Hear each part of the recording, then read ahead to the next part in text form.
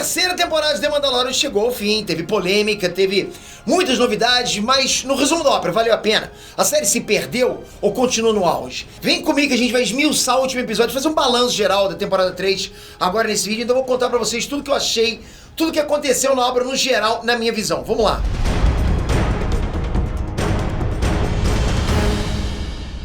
Muita coisa ia mudar pra você se tua renda saltasse pra uns 8 ou 10 mil reais no mínimo, é ou não é? Então tá aqui o jeito, pacote full stack da Dunk Coach pra você virar um programador mais do que completo. Você vai estudar sem sair de casa, você vai ter mais de 20 certificados do maior e mais completo curso de programação do Brasil. Não vai existir concorrência pra você. Full stack da Dunk tem milhares de aulas, tem centenas de projetos práticos que vão te ensinar a criar sites, aplicativos, sistemas, linguagem de programação, design web, apps, hacker ético, inglês, marketing digital para programadores. Sério, galera, é muita coisa. Tem até, sabe o quê? Desenvolvimento blockchain para você criar criptomoedas e ainda criação de apps da próxima geração usando inteligência artificial. Fala sério, né? Para você virar o profissional que as empresas vão querer a todo custo. No Full Stack o acesso é vitalício, tem atualizações constantes, vários cursos bônus, acesso aos grupos VIP, consultoria de projetos e tudo isso por um preço muito acessível.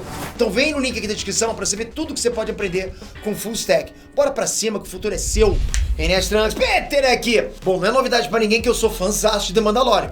Vocês sabem que eu sou, tenho dito várias vezes aqui em todas as redes sociais, pra mim The Mandalorian é talvez, se não, com certeza, a melhor obra, a melhor coisa que saiu de Star Wars, ok? Isso sou eu, é eu falando. Por essas e outras que a gente tava no maior hype pra terceira temporada. E ela vem com muitas novidades.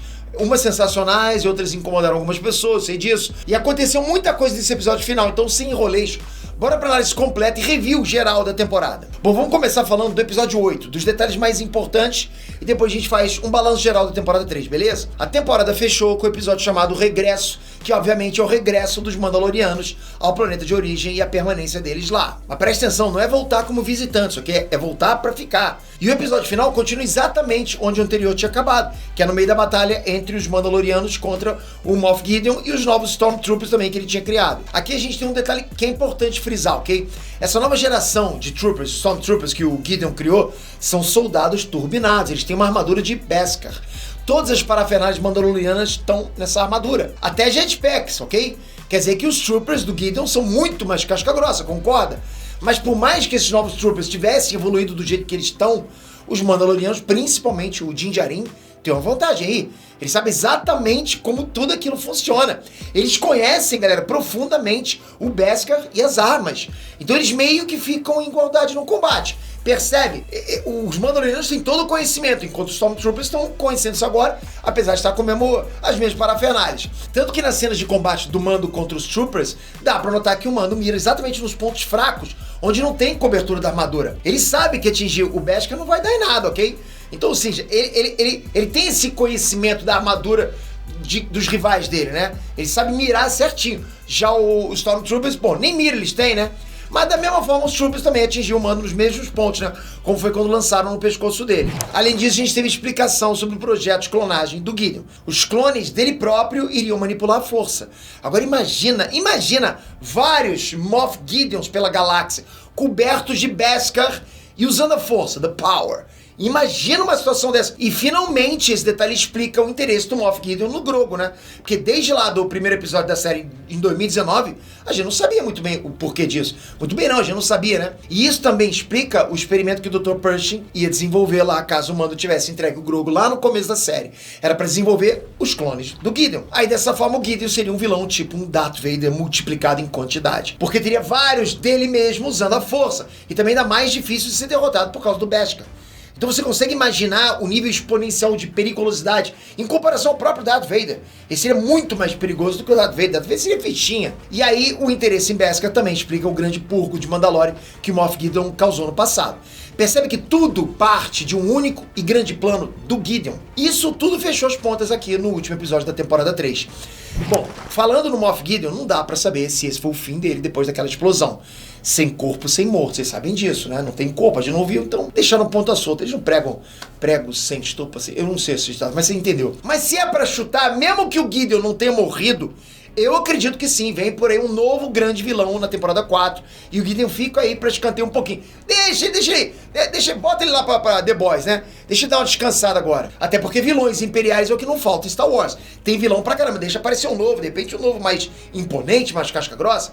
Bom, o episódio 8 teve cenas de ações incríveis, top demais. Muito combate aéreo, lutas diferentes ao mesmo tempo. Foi frenético. Eu acho que o episódio com mais ação da temporada inteira foi esse, ok? Algumas pessoas podem se incomodar com algumas facilidades nesse último episódio. Sim, teve algumas facilidades, sim. Aquelas coisinhas pra adiantar o roteiro, né? Mas fala sério. Quando não teve uma certa influência da sorte, ou sei lá, algo difícil passar a ser fácil a partir de um pequeno detalhe? Quando? A série sempre teve esse lance, galera. Então aqui eu não vejo problema. Outra coisa importante é que agora o Sabre Negro foi destruído, mas a Bo-Katan permanece com a liderança dela mesmo sem ele, né? Bo-Katan continua líder. E fora isso, existe uma vantagem simbólica com o fim do Sabre Negro. Sem ele, a liderança mandaloriana não pode mais ser dada simplesmente para quem ganha uma batalha, e sim por algo maior. A liderança não pode ser ganhada ou perdida a qualquer momento pela posse de uma arma. Um líder tem que ser um líder independente desse detalhe. E agora, a Bo-Katan é, de fato, uma líder reconhecida, né? Por diferentes clãs que já estão unidos ali em Mandalore. Todos os clãs, sim, agora enxergam a Bo-Katan como uma líder. E o episódio final também teve momentos dramáticos. A gente tinha acabado de ver o sacrifício do Paz Vizsla, o Grogu enfrentando os Pretorianos sozinho, o Grogu protegendo a Bo-Katan e o Mando com a força, o Mando pedindo para incluir o Grogu na canção da doutrina, o Grogu se chamando Din Grogu. Foi bonito isso. Aliás, falando no Grogu, o maior desenvolvimento de personagem dessa temporada foi com ele. E é como eu disse nos primeiros episódios dessa temporada aqui. Desde o treinamento Jedi e agora também como treinamento mandaloriano, o Grogu conseguiu muito mais autonomia. Ele tá muito mais independente. Agora ele encara o perigo sozinho, ele busca ajuda, ele faz o que precisa ser feito, ele sabe das capacidades que ele tem. Isso é um desenvolvimento incrível desse personagem. E o detalhe interessante é que a proteção que ele fez no momento da explosão desse último episódio, imagina, não é pouco uso da força, ok? É muita coisa, ele foi muito gigante ali. Mas se você lembrar, nas temporadas anteriores, ele usava a força e já caía fraquinho, você entende? Ele agora usou muito a força e estava de boa. Antes ele caía fraquinho com pouca força que ele usava. Dessa vez ele usou a força várias vezes. Na última, então, foi bastante, até para proteger ele, o Mando e a Bo. E mesmo assim ele não caiu, ele não dormiu. Ele não fica mais vulnerável depois que ele usa a força. Isso graças ao treinamento Jedi. E o episódio terminou fechando pontas, né? Como, por exemplo, o batismo do filho do Paz Vizsla, fechando o ciclo que foi aberto na cena 1 do episódio 1 dessa temporada. Os Mandalorianos reunidos em volta da antiga forja em Mandalore, um vislumbre do mitossauro acordando de novo, o Grogu e o Mando seguindo lá o caminho deles para novas aventuras pela galáxia. No fim, diferente da temporada 2, não ficou nenhum grande gancho aberto, ok? Na temporada 2 ficou bastante coisa aberta, né?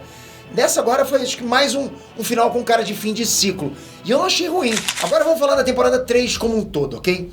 Sinceramente, não é a minha temporada favorita. A minha continua sendo a 1, a temporada 1. Pra mim foi uma explosão de sentimentos, de emoções, ver aquela coisa. Eu não imaginava. Porque eu sempre estava acostumado a ver uma coisa mais, digamos, family friendly. Eu achei que, não que essa não seja, né? Mas eu digo que Mandaloriano surgiu como algo diferente. Algo mais heróico, mais badass, mais... cara... mais independente de um personagem só, achei muito diferente a proposta. Então, e a gente gostou muito do personagem, do Din Djarin, né? Mas de forma nenhuma, o que eu achei agora dessa temporada foi um desperdício, lógico. A gente teve muita coisa importante nessa temporada, muita. Né? A volta para Mandalore, a evolução do Grogu, como eu falei, o mitossauro, a reunião dos clãs mandalorianos, os planos imperiais, pô, teve coisa pra caramba. A temporada 3 inaugurou um novo arco importantíssimo, que é uma nova era mandaloriana se concretizando. E por isso que a Bo-Katan teve um certo protagonismo. Porque muita gente fala assim, a Bo-Katan passou a ser a protagonista e tal, né? Ela teve sim um certo protagonismo, porque esse era o interesse dela, liderar Mandalore mais uma vez. Isso não cabia ao Mando. Ele não quer nem saber disso, concorda? Não faz sentido pro personagem dele. Esse foco na Bo-Katan claramente foi passageiro. Então pode se acalmar aí que a série continua sendo do Mando e do Grogu. Você mesmo que estava achando que a série tinha passado protagonismo pra Bo-Katan. Não. Okay? Tanto que a temporada 3 terminou de volta no eixo lá, né? No mesmo eixo lá, com o Mando e o Grogu juntos, retornando pra vida de caçadores de recompensa. Pô, ficou bacana demais isso. A grande lição dessa temporada é a frase que foi repetida diversas vezes no arco final. Os Mandalorianos são mais fortes quando estão unidos. Eu cheguei até a comentar isso no vídeo passado de análise de episódio, né? O grande purgo de Mandalore foi tão destrutivo porque esse evento se aproveitou da guerra civil que já estava rolando no planeta. Isso é uma estratégia clássica de guerra. Um povo desunido é muito mais fácil de ser derrotado. E foi exatamente isso que Moff Gideon usou pra quebrar os Mandalorianos. Separou, quebrou os Mandalorianos, entende? Separou todo mundo, separou o clã. Mas nesse momento os Mandalorianos estão super unidos. Entende? E o Conselho das Sombras tá dividido. Virou tudo, né? Dá pra ver nas cenas de reuniões que cada senhor de guerra tá mais interessado nos seus próprios interesses. Um exemplo disso é o Moff Gideon agindo sozinho pra trocar o plano de clonagem dele. Percebe? O jogo inverteu. Totalmente. No mais, o que eu posso falar? Eu adorei ter comprado semana a semana essa nova temporada de The Mandalorian. Ela continua sendo uma das minhas séries favoritas de todas. The Mandalorian é uma baita série, né? Coisa louca. Diz aí, o que você achou dessa despedida? O que você achou dessa série como um todo até agora? Curtiu essa temporada 3? Coloque seus comentários aqui embaixo, vou ler as críticas de todo mundo. Valendo, hein?